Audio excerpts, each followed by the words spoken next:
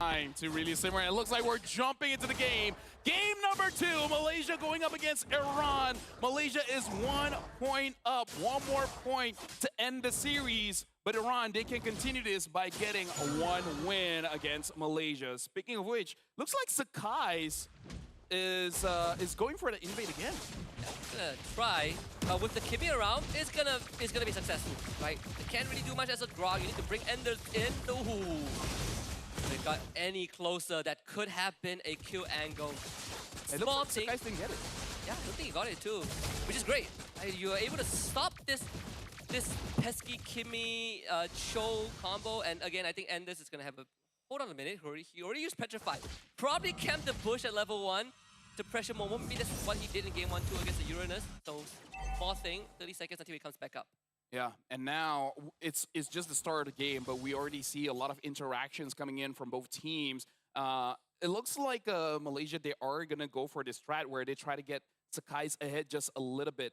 And now Runaway, looks like he has completed his boots. The Rapid Boots able to move around the map and having quite good sustain here. And now they want to go for Runaway. Runaway's going to eat, and great flicker. Still Sakai sticks onto him. The last take of the Shadow kill, first blood for Sakai. I mean, here's the thing. It's either going to be Runaway or Lucian. I kind of feel like in that situation, Runaway just bite the bullet. Speaking of which, guys! Petrify back up and a punish. Great stuff from Iran.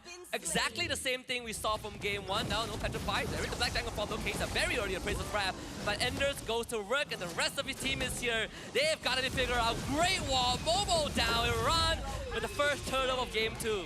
Something that we can say for sure is that Iran knows how to do first turtle. Yes. Right now we just got to see the continuation, and Lolio got a 1v1 against Philip here.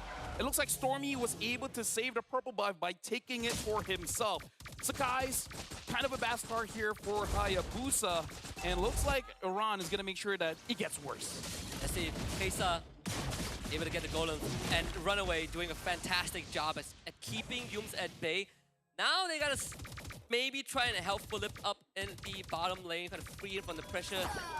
Just a couple of bad trades early on in the early game that allow Doliao to get the kill. Not to mention that Philip is running a Purify, so escaping the Death Sonata from Ranger is not the easiest thing to do. Oh, look at this. Sakai's goes in. He actually gets the purple buff. So looks like, hey, you know what? My farm is A-okay. And I would say he's not that punished so far because, again, going up against Frederick, not the fastest of farmers, so not that bad. And they know he used Furious Dive, and that's what we talked about, right? Tracking the abilities of your opponents, a freebie delivered to Momo in the XP lane, and that frees it up for Malaysia as well. And there's definitely feeling the sting a little bit. Although I do like to tip for tat that both junglers are throwing at each other, despite this being a tank against an assassin matchup, but Kesa still not really backing down. Philip also in a 1v1 against Oliel, but backup is nearby. Philip needs to back off. Stormy doesn't land a root, so that's forced to Purify out. Yep.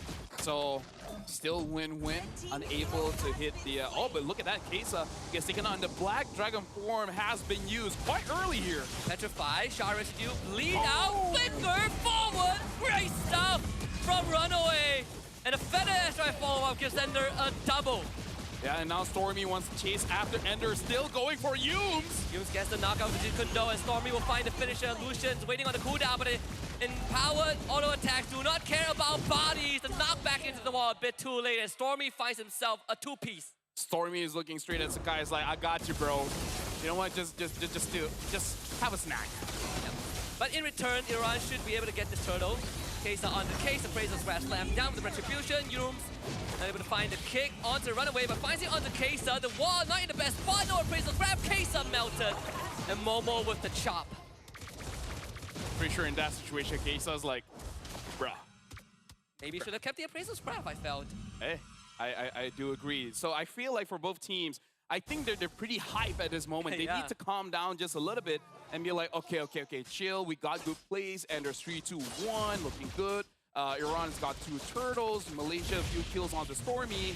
Now let's all get back into a good headspace and figure out what to do in the next turtle. We can kill Stormy. Petrify, boom, Stormy's dead. Should have seen that coming from a mile away. The Purify not enough. So guys into the Shadow kill. Yums is here, but Shadow kill not enough. Good backup from Lucian, and Yums also can't follow up. I gotta say, Enders is probably not too happy what happened in game number 1, and he's letting his feelings known here in game number 2. And you know, folks, MlBB is a good replacement in case you need therapy. You know, deal with your issues in game. You see you find it. Oh, that looked pretty dangerous.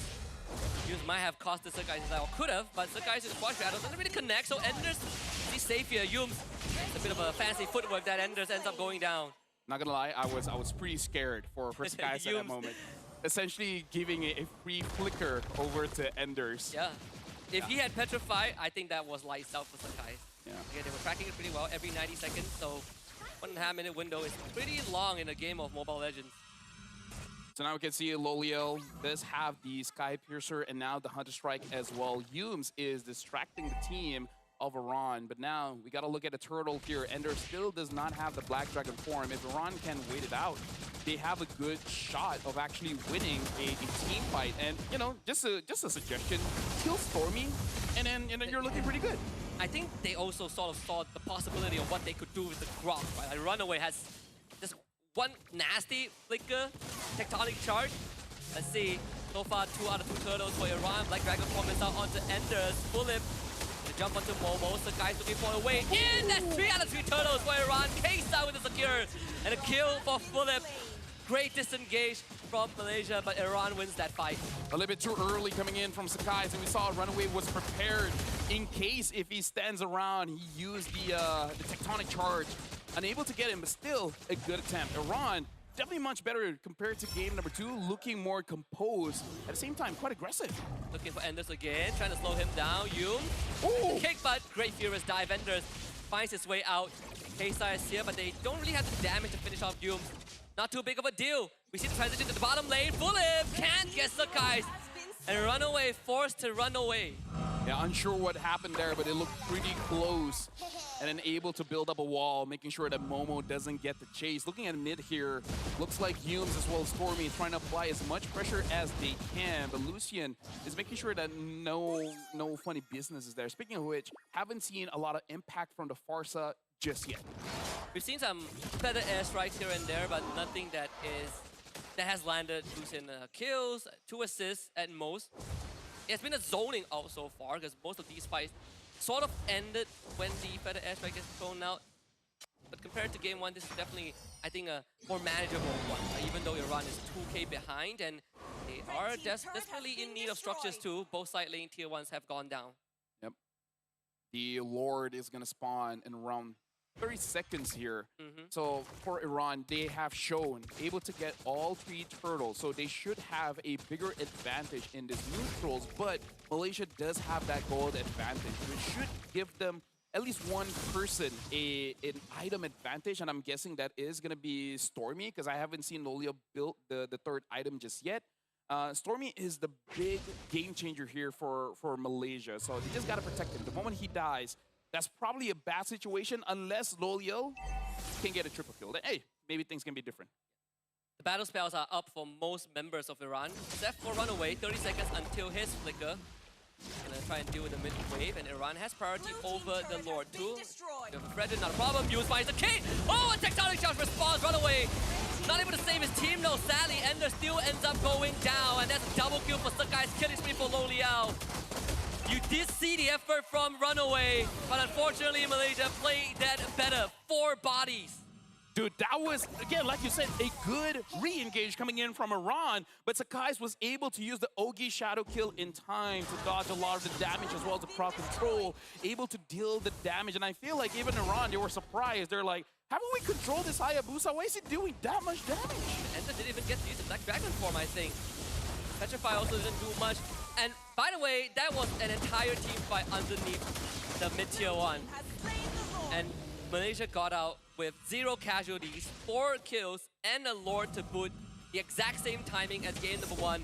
And now they're going to try to run away with the game if they can. They did end game 1 with the very first Lord itself. I don't think that will be the case for game 2, but they definitely have pulled ahead.